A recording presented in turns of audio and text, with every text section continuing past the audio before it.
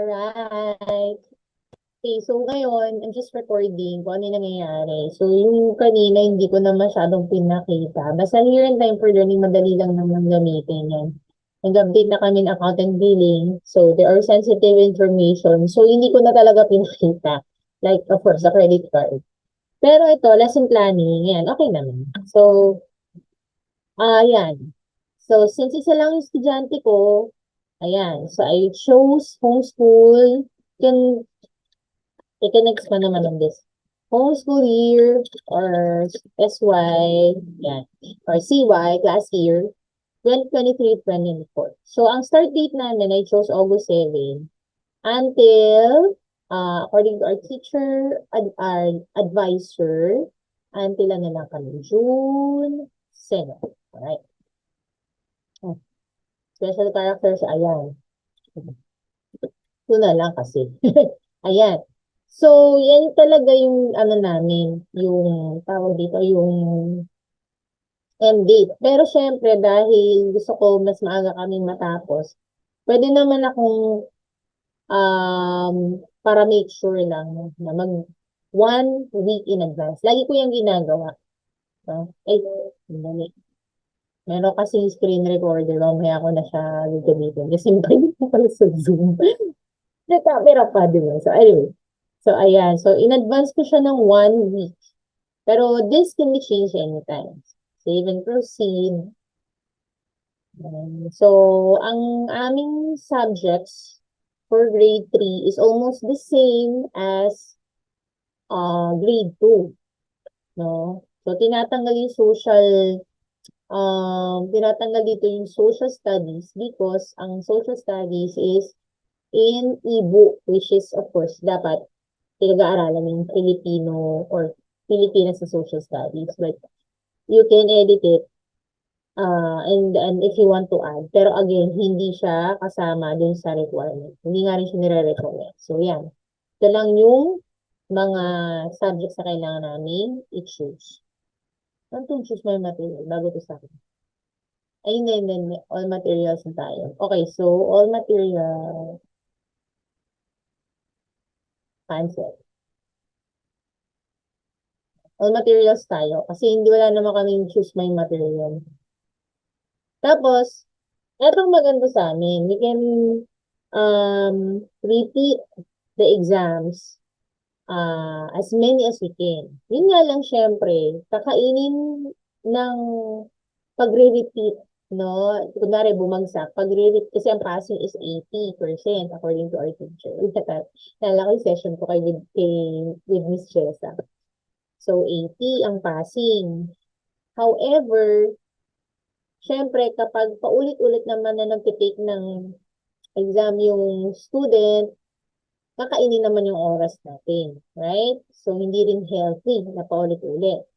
Ang maganda lang, dito sa time for learning, even if paulit-ulit, okay, for example, talagang hindi makuha kasi we're on progression when it comes to homeschooling, we're after progression, ibig sabihin, yung progress nung bata. So, kung hindi makuha, you can repeat the exam, you can repeat the test, or even the mga chapter quizzes numerous times. Ang maganda sa time for learning, hindi sila kabisote dahil yung questions ay iba dun sa unang exam. Explanation ko. Basta when you repeat the exam or the quizzes, the questions are different. Yun, different. So in short, automatic nang niraramble yung question, even pinaparaphrase yung question, even yung, kunwari sa math, kung 24 yung number divided by 2, hindi na siya ganun. 24, let's say, magiging 48 divided by 3 na siya. So, in short, iniiba-iba, the time for learning, yung mga questions. So, never na magiging kabisote mga bata. Kasi, syempre pag sinabi mo inulit, hindi kabisote, hindi siya ganun. I-jumble niya ang questions, iibahin niya yung mga, even the elements in the question, to ensure na ang nag-grasp ng student is the idea on or the methodology. So, dun mas ma-focus instead sa kakabisaduhin. I hope you're getting what I mean. So, ayun. So I'm gonna do 99. Ang taas ng ano ko. Ang taas ng standard ko. So, yun lang. Kung hindi niya ma-perfect, kasi minsan si Marcos sabi niya, Mami, okay na yan, I give up. So, are you sure? So, think of it first. Tapos ulitin din naman niya kasi gusto raw yung 100. Pero sa akin, kung maka 99 siya, okay lang naman. Basta, yan, to redo, siniset ko ng 99 para ano, pwede rin namang 90, masyadong mataas mo yun. Sa akin lang naman. Para matuto siya na isang exam lang, makuha niya lang. Pero again, may mga times din na si Marcus, nahihirapan talaga siya sa isang lesson. So, he has to repeat it all over and over again. Siyempre, naiiyak na siya. So, hindi ko siya ng leeway for that. So, anyway, ayan, sa akin lang naman yan. Standard ko yan. Okay. So, I'm doing the same for the rest of the subjects. 99. Alright. Ayan, straight my plan lang or my activity plan. O, pa. Ayan na siya. Ayun. So, if you want to review, pwede rin namang i-check na natin kung nagawa natin. I-check natin siya here. Ayan. View my saved class. Kabisado ko na kasi itong time for learning. Of course, isa lang naman ang estudyante ko. Kung meron kayong like 4 kids or 2 or more, sobrang helpful nitong time for learning. And again, if you want, if you're gonna push through sa school namin, sana maging batchmates namin kayo guys. Yung mga anak sa maging batchmates namin.